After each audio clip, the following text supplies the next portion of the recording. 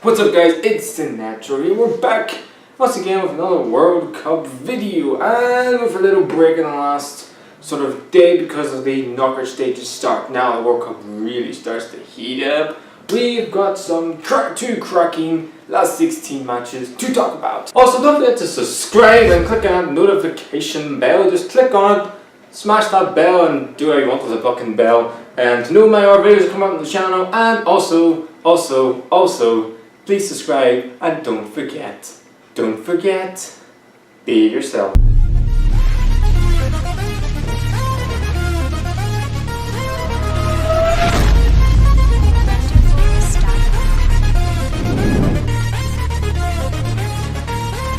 Portugal play Uruguay, but we'll kick it off with France versus Argentina. And this game had everything that you want in a match. It kicked off the last 16 matches of this World Cup in 2018. It was absolutely phenomenal. Goals galore that you can think of in your little minds.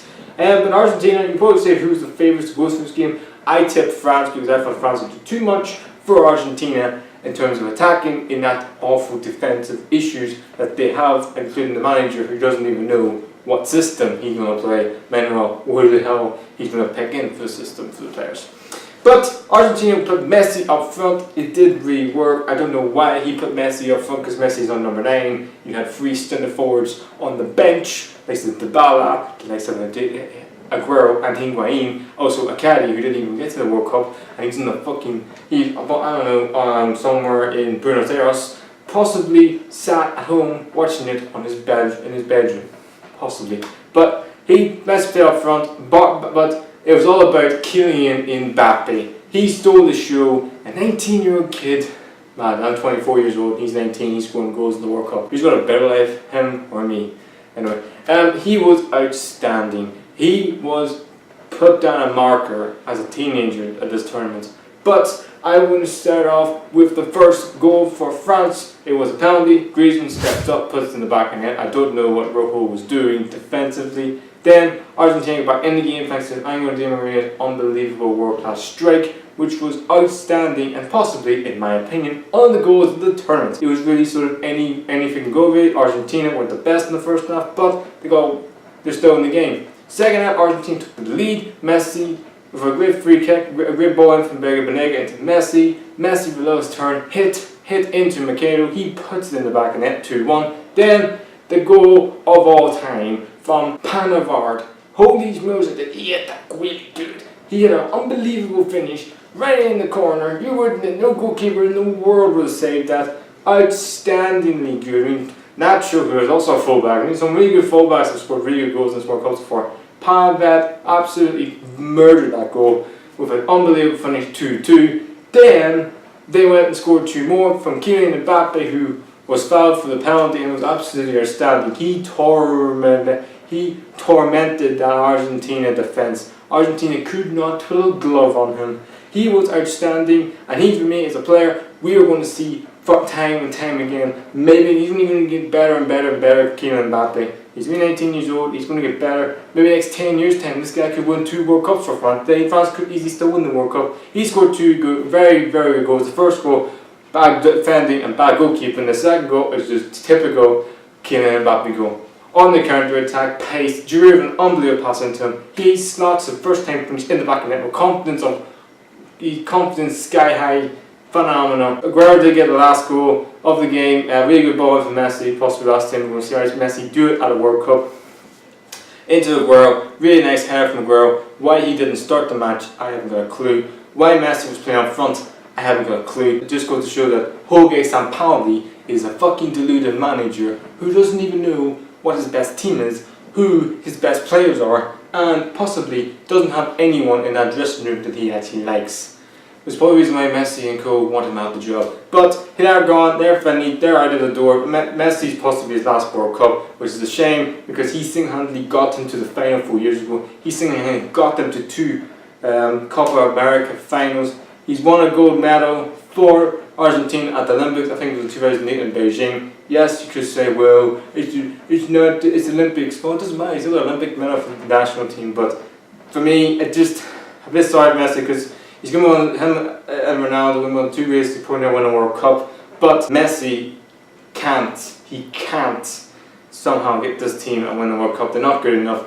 The best team on the day won. The best player can't make a bang average team win a World Cup. It just ain't going to happen.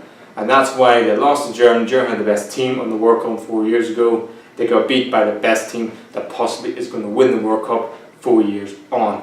What an amazing game. What a game. Definitely the game of the tournament for me. 7 goals. It could have been more.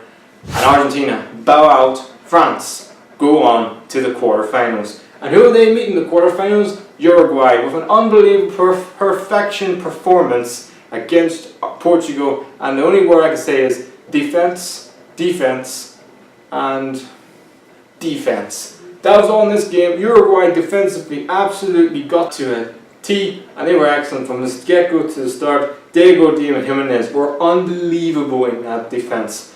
Torreno, I think his name is, the guy Arsenal looking for. What a midfield player they get him. He was unbelievable. He was putting tackles in. He was doing things with his head, which is ridiculous. But he was outstanding. The whole defense was outstanding. Caceres had a really good game as well. But the guy I want to talk about is Cavani. He scored 2 outstanding goals, one of the best in the whole world. The first goal, which Suarez put an unbelievable ball into him, and pretty much just smashed in his pretty much his right cheek, you could say. Really interesting finish. The second goal was all about Edison Cavani. He gets that ball, he puts it in, he drives it forward, and he puts in an unbelievable shot on his right foot, which I also think is his weakest foot.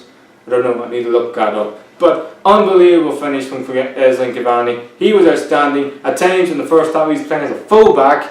Wow, like I said, to centre forward, because PSG is an all-time top goal scorer for Paris Saint-Germain, playing full-back.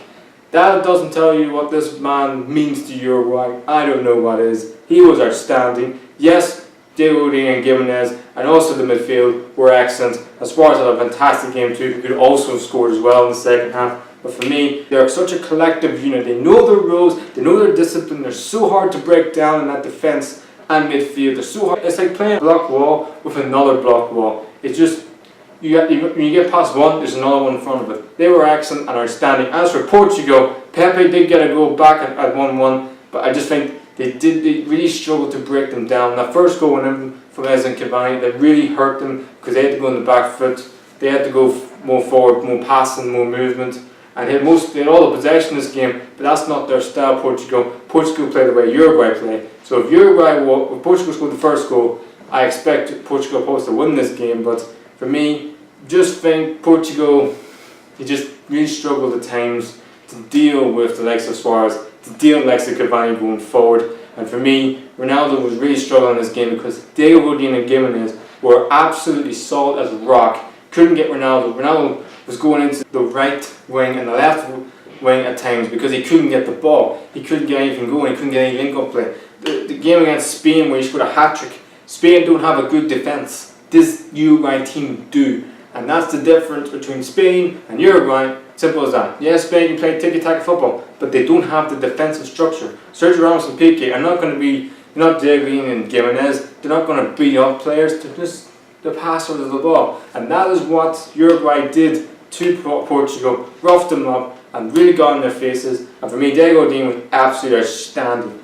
This is a guy who I'm a massive fan of. He is the best centre-back in the world because of his passion, his effort, his intensity, his determination is out of this world. And this is the reason why I think, for me, I don't know why the likes of big clubs, the likes of Manchester United, maybe our big clubs in the league or in the world. I'm not saying you can leave Atletico Madrid because they could easily win the La Liga next season or even the Champions League. The fact that he's outstanding, they can still win the World Cup, Uruguay, and for me, my dark horses to win this World Cup for me, along with Croatia at this moment in time. Outstanding. They will play France in the next round. Messi and Ronaldo are out of the World Cup. Who would have fucking thought that in the first day of the knockout stages? Madden. Same day Messi and Ronaldo, you're not going to return it.